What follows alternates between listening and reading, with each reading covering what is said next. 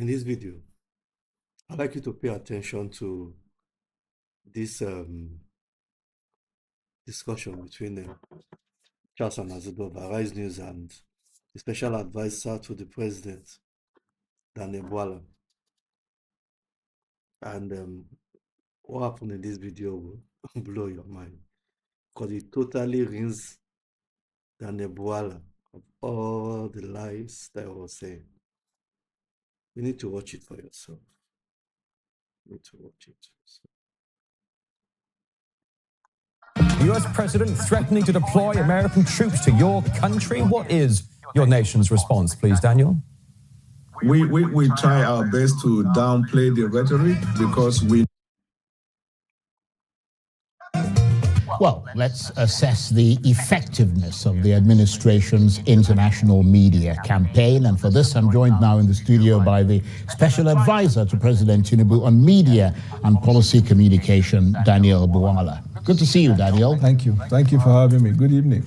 You've been doing quite a tryst around the world, haven't you? Yeah, post-missionary journey. We still have some coming. Right. So tell us what you've been doing to counter President Trump's narrative. So the president is clear about his administration's resolve in fighting insecurity. And that is evidence in the so many steps he has taken even before Nigeria was designated. You recall he rejigged the service chiefs. In August, there was even a defense contract we signed, approval from the State Department for the sale of weapons, I think to the tune of over $300 million. He has given the charge to the Nigerian soldiers to make arrests, deal with insecurity. So he's already on that line. But then misinformation came and then led to that conversation. And we just realized that for many years, we allow the world to tell our own story when matters affect us. And the outcome has always not been favorable. So this time around, the president decided, let's take the message ourselves to the rest of the world and tell them, fact as they are, as transparent as our government is, and our resolve in dealing with insecurity. Right, but how effective has it been? Has it been a winning formula? Is it reaching the ears of the people in the White House and the man in the Oval Office? Definitely, definitely. If you have been observing the various engagement by the government of the United States, whether it is members of the executive or the legislative, from when that tirade started to now, the tone is coming down. It's more of a call for cooperation, more of a call for partnership, more of a call for us to... Well, I don't see the tone coming down. What I'm seeing is that Donald Trump told people like Riley Moore and other members of Congress to go and investigate and report back to him. And so that's what they're doing at the moment. And the same people that he gave the assignment to, which was led by Riley Moore, Congressman Riley Moore, if you have seen his most recent tweet, I think it was early today or yesterday, when he was talking about Nigeria has the opportunity to take advantage of partnership and collaboration. He said, I called and I asked the government of Nigeria to partner with us so we can assist them. Unlike in the past when they would say guns are blazing, people are flying. No, that was Donald Trump saying. But they echoed it in their various platforms. But I'm not sure the rhetoric has come down. It has. I mean, I think what they're doing is that they're watching to see what you guys are actually going to do. And the question on a lot of people's minds is, have you actually been able to address Mr. Trump's demands? Because, I mean, to a lot of people, it doesn't look like you have. No, you see, so let me give you a perspective and very briefly on that. Both Donald Trump and the government of Nigeria are on the same page. We all have shared interest in the fight against terrorism. Same page. We already have an established relationship with them. And that's why I said as early as this last August, there was an approval by the State Department for procurement of arms. We paid for them, right? So what he did recently, which of course outside of the established order, because what he said was not premised on the advisory of the State Department and the various organizations. It was just this congressman, but we've gone past that stage. So the point I'm saying is that we are on the same page with them. But the recent development of what seemed to be like a conflict is creating the avenue and opportunity for us to sit down and review the various defense contract and relationship that we have with them, so we can have enhanced military ammunitions and technical equipment, especially one that relates to reconnaissance and intelligence gathering. Well, what they want the Nigerian government to get, what they want, and they've made it very clear. Right.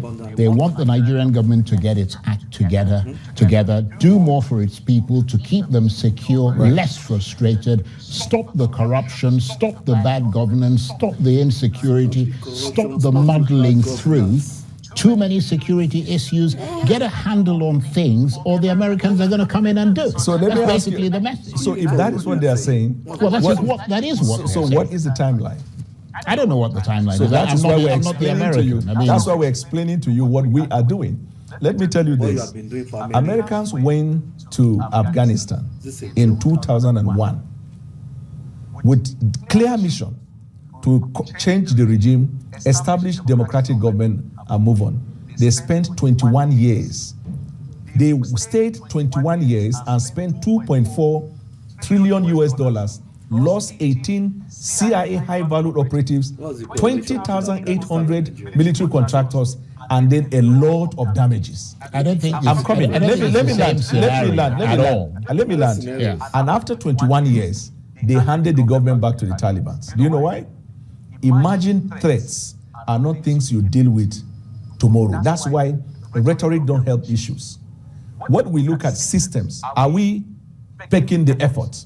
So judge us on whether we're making the effort or not. I just told you as a monologue, the steps the president has taken, the resolve that we have, the tax and charges that he gave to the men of the armed forces and other security platforms let me to put deal it, with that. Right. Let me put it this way. Where do you think the Tinubu government has gone wrong in all of this? Do you hold yourselves accountable for any of the allegations against you, or do you hold yourselves blameless? Because as you know, in public life, in a democracy, leaders need to hold themselves accountable. And the people as well can hold their leaders accountable, and our government is open to feedback. If you recall, Mr. Charles, before I traveled outside of Nigeria, we started the engagement with the Nigerian communities and religious leaders as the foundation, the ground zero of this conflict resolution.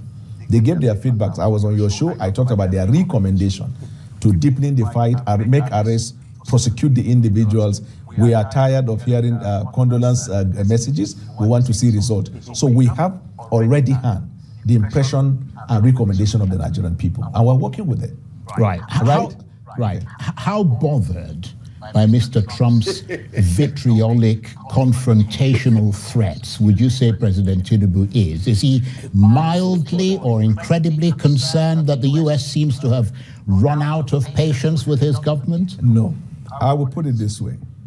I am sure that after Donald Trump made those remarks through his tweet, you have heard the position of our president. Right. Calm and collected, and our commitment to protect our territorial integrity, to fight terrorism and insurgency, preserve and protect the Nigerian citizens. So he's focused on that. All of the subsequent actions and acts of the president in relation to his communication with the servicemen has always been consistent with that. And we're clear about the objective. The reason we're not bothered, I said it now in the meeting, the interview I had. The way we read is different from the way people perceive what Donald Trump is saying. Thankfully, we understood his style of communication. We know the message. We take away the rhetorics. We're working with the message. What I can tell you I've been hearing lately as a feedback from the Nigerian people is when arrests are made of terrorists, that the story sort of disappears. They don't see actual prosecution in the court. Then, with respect to dealing with the terrorists themselves, Nigerians have complained that oftentimes these same terrorists or bandits, as in this case may be, tomorrow they will claim to be reconciling, another day they are striking. They need a zero-tolerance approach to it. Was that not what the president said? So there is a commitment on our part, and we respect, and just the way you hear opinion of the Nigerian people, you also hear opinion of partners. That's what relationship is all about. So we take the message and we're working with it. Okay, let me ask you this. What level of direct communication can you tell us is taking place right now between the Tinubu administration and the White House? Because we recall that you put out a tweet some time ago where you said, or you claimed, that President Tinubu and Mr. Trump were going to meet. Whatever happened to that? So I said hopefully they are going to meet either in the White House or in the State House. Now, Well, that doesn't seem to be going anywhere. but it will still happen. There's no timeline to it. It can happen anytime. But the point I'm saying is, as per Well, you difference- did say at the time that they were going to meet in the next couple of days or so. And what does that That mean? was the impression. Couple of days means 2 days. No. That's literally what Okay, couple. maybe you are English. I'm a What- Nigerian. That's the, Yeah, but that's- even if couple of days goes beyond 2 days, the expectation is that it is going to be within a very reasonable period. and we're still within the time of reasonability. Your definition of time. But let me, no, well, everybody's subject to interpretation. But let me escalate that further. With rest, I get asked. Reuters have asked me. Washington Post, Wall Street Journal. So basically, there is no meeting coming. that is imminent at the moment. Wall Street Journal right? and some of these other Right. organizations have asked whether we have a direct contact, whether we have a specific date. And I told them that in diplomacy, protocol is key. When you're brooding, when you're building on something, it is important that it be preserved and protected. We can never be moved to a point where we tell you the stage we're at. No, but when you say in our protocol, communication. what are you talking about? You don't even have an ambassador in Washington. So what kind of protocol So are you you? don't have to have an ambassador No, I know, for but, your but missions what to is operate. the protocol that you're talking about that you're following? Because we're not. I mean, we've got The protocol I'm we talking have about. people in that we know people. Arise even has a I've correspondent been who's very listening to- close to and them. what did she Who's say? very close. I'm not talking about her necessarily. Who else? There are people behind the scenes, okay, who are also very close to the White House, and there's been no indication whatsoever Right. So of let any direct communication between Aso Rock and the White House. And we cannot be cowed or pushed to the point of revealing the stage we are at in this discussion, because in diplomacy, there must be respect for protocol. Well, the implication, let's just return to the message that came from the White House. Yeah. The implication of Mr. Trump's statement is that everything that is wrong with this country at the moment can be attributed to poor leadership. That message has also come from Canada. That message is also coming from Australia. And President Tinubu is in the saddle of that leadership at the moment. And before him, the man he and his APC party helped into the presidency for 8 years, a man who you were very critical of, Muhammadu Buhari, whose leadership was characterized by pure indifference, was in the saddle for 8 years. And in both instances, what the Americans are saying is that Nigeria has failed to get its act together to fight off and fend off the multi-headed Hydra enemy on its doorstep. And where we are today, because of this country's leadership, including President Tinubu, is that there is a sense that Nigerians have been failed. And that sense has gone beyond Nigeria into the international community. And the message is, fix yourselves or we'll fix you. That is what is called the fallacy. The Well, fallacy. that's how you would interpret it. Because you're trying to shore up your position. Yeah, go ahead. What we call the fallacy of media generalization. And I'm saying that right now, given our present state, the crime rate in Nigeria is less than the crime rate in the United States of America. With all of the budget, the strongest economy and the strongest force in the world. It's a matter of context. You don't hear that in their news. So The problem in Nigeria is the lack of statistical data. Right. But if you go and talk to ordinary people, and when we talk about the level of crime, it's crime on. It's not necessarily armed crime or somebody hacking your head off. All of them are subject It's to prosecution in the corruption, court of it law. is intimidation, it is every kind of. I mean, for you to even sit there, it suggests that you're still not sensitive to what many people in the international community are saying. That what the Nigerian people are going through and have been going through at the hands of their government is completely and utterly unacceptable. And it is time for you to wake up and do something about it. That's the point they're Let making. me say in a clear language, Nigeria is a sovereign state. It cannot be cowed or bullied into impression of But the Nigerian people have had enough of what you're Let me doing. also talk. Yeah, go ahead. For them? Go ahead. You are not talking for them. You just said what they said. I have to react. That's the right. Go ahead. Right, hearing. We have our opinion about them. You see, gone are those days where our own story is told by others. Context is key in everything. We know the problems we are combating and we are faced up and we are working towards. But that is not to suggest as if we're an isolated country in this side of heaven that has a peculiar problem that they don't have. The United States of America has even the problem of understanding what democracy is. The other day, was it a 2 million march that they said no king? Is that not a democratic country? I told you about the crime rate in America. Do you know the system? The government was shut down.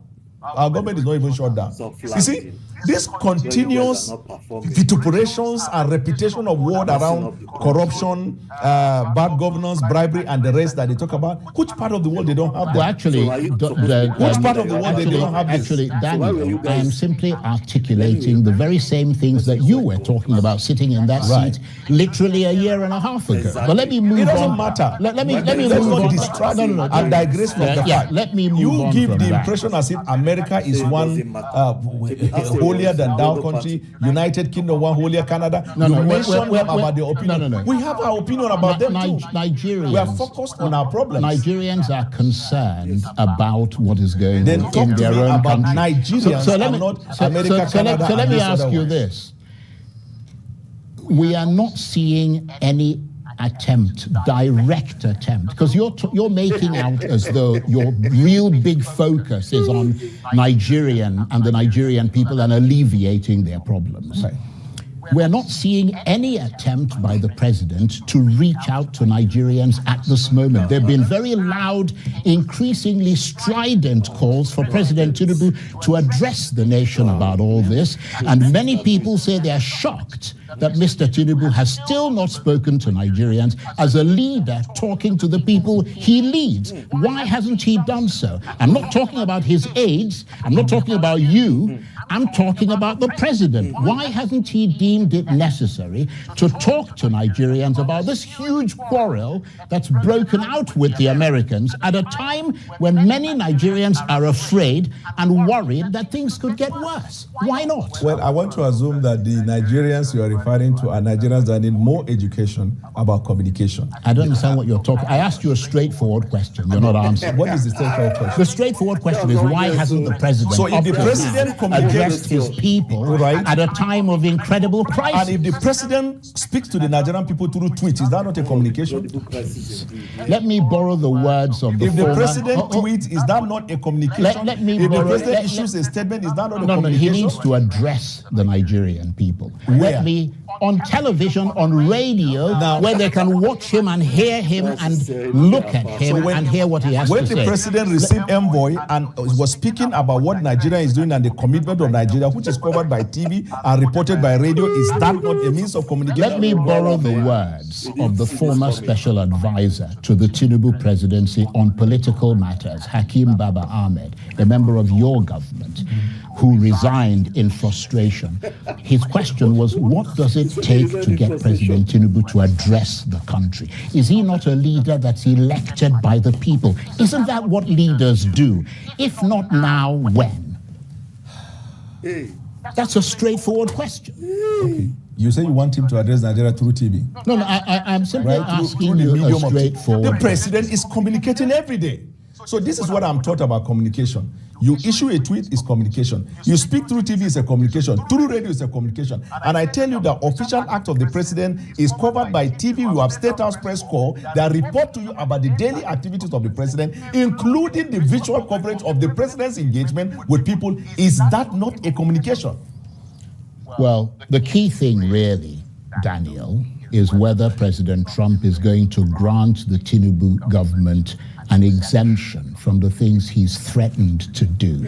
And conventional wisdom seems to suggest that even if he refrains from taking military action against Nigeria, the imposition of targeted sanctions is still likely to go ahead. A lot of his, if you like, aides have spoken about it, because many in his base are pushing for it, just like they pushed for and achieved the redesignation of Nigeria as a country of particular concern. So in that regard, your efforts would have failed, wouldn't it? No, it will not have failed. We have a good relationship with America. We understand the message, and I think I'm saying that for the opt-in time. They need enhanced counter-terrorism measures. They need relentless fight by the government against Boko Haram, ISWAP, and all other forms of criminal element. We are doing it. We accept the recommendation. We accept their opinion the same way we accept that of Nigerians, and we're doing it. The president has committed only 17 hours ago. You've seen the success of the Nigerian soldiers against ISWAP. They neutralized people. That's part of this thing that we're doing. But if you are saying whether the Trump government is going to place sanction on us, I want to allay your fears tonight, and you can call me back later. They are not going to place sanction on us because we are addressing the problem. Well, we hope. And it's not. They're not talking about placing sanctions on Nigeria. Let's be clear on that. They're talking about placing targeted sanctions on individuals. That's the key. They're not talking about the Nigerian people. They never said anything about imposing sanctions on the Nigerians. If they have an established case against a Nigerian citizen that requires sanction, let them go ahead. Who is stopping them? What we do know is that President Trump appears to want the insecurity in Nigeria to end, which is why he's pushing the Nigerian government, putting it under pressure via those threats. Correct. And he really does appear. I mean, I'm just talking to you as somebody beyond your government hat that I've known for a long time. Am I hearing that? I mean, he really does appear to be turning the screws, doesn't he? I mean, I have to say that many Nigerians that we've talked to, they're actually relishing watching the Tinubu administration squirm as those screws are being turned, but presumably not yourself. But there are some who don't know that if this sanction is placed on Nigerians, in like they say, two elephants fight, it's the ground that will suffer. They are going to suffer. For example, if a sanction is placed on Nigeria, it can't stop the president from going to anywhere in the world, engaging in bilateral relationship. It can't stop the public officials who are carrying out acts on behalf of the government. But the Nigerian people are going to suffer. And our responsibility is to preserve, as I said, they're not imposing sanctions on the Nigerian people. They never talked about imposing sanctions on the Nigerians. They talked about targeted sanctions. But let me say this. President Trump, I mean, Daniel, you're quite an international person, and you've kept up with international developments. President Trump is often described, I think the term is mercurial. He gets very angry about certain things as he appears to be with Nigeria at the moment. But if you're his friend, it doesn't matter. How much have you factored that into your strategy? The fact that it is good to be a friend of Donald Trump and to cozy up to him. So let me tell you what, you are pushing me to the point of having to tell you this. Some of the lawmakers of the Republican extraction said, one, Donald Trump has domestic issues that he has to create the impression of active governance. That he has a low rating, he's afraid of the midterms, and they are afraid of the election that took place last week. And it ended up not going in their favor. It was a wipeout for the Republic. Correct. So he wanted to talk tough, believing that will rile up the base. That didn't work. But they also told us not to take what he says so much serious that it will begin to be panic. They gave example. He told their largest trading partner, Canada, he will convert that country into a state. It's a rhetoric. He told the president of South Africa, you know what he has done. He has done that to a lot of leaders of the world. Nigeria is not an exception. In fact, the Prime Minister of England had to take a letter from the king in the midst of that cacophony to him to give him in order to pacify him. People understand him and understand his psychology. But I will tell you this, and you can mark it. President Trump does not hold people in heart. He will say what he has to say, and after that, everything will go well. Right. In fact, the congressman even told me, the base have to be made to believe that he has answered their call to sanction Nigeria. So in that regard, because we're running out of time now, in that regard, what do you predict for the future in the short term with regard to this problem with the Americans? Do you expect that this issue will continue to predominate over the next few weeks and months, or do you hope that Mr. Trump will get bored of the subject and move on to other things? So Mr. Trump wants to see in the immediate some acts of Nigerian government in dealing with terrorism to suggest to him the Nigerian people have enhanced their terrorism fight. Once he sees that, it leads to the next stage, which is to remove the designation.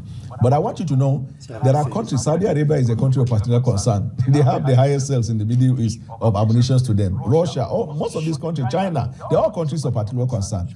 It has not stopped trading and commerce between them. So Nigerian government has understood in a clear term the intention, impression, and the messaging of Trump, and we're addressing it. Right. And we are seeing the result. I will promise to you that very soon, all this noise is going to go down. Okay, well, just very briefly, because we're out of time. And in the pecking order of crises that the Tinubu administration has had to face since it came into office, how high does this one rank? Crisis?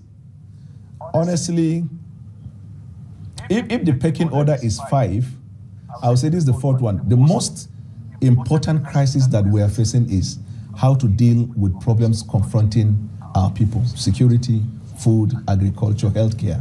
That's the most important one. Okay. Because that is national security interest.